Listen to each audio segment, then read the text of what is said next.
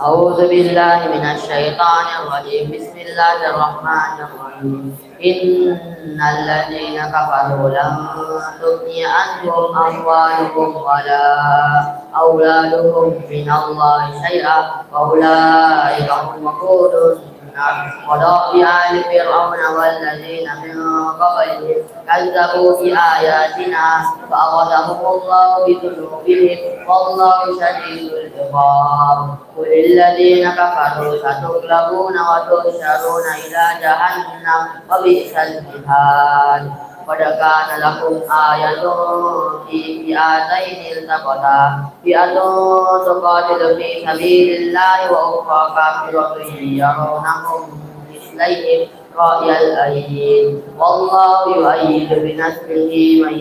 يشاء إن في ذلك لعبرة لأولي الأبصار زين للناس حب الشهوات من النساء والبنين والقناطير المقنطرة من الذهب والفضة والخيل المسومة والأنعام والحرث ذلك متاع الحياة الدنيا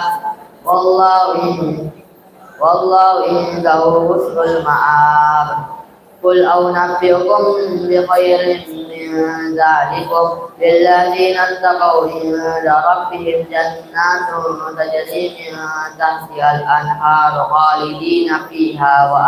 وأزواج مطهرة ورضوان من الله والله بشير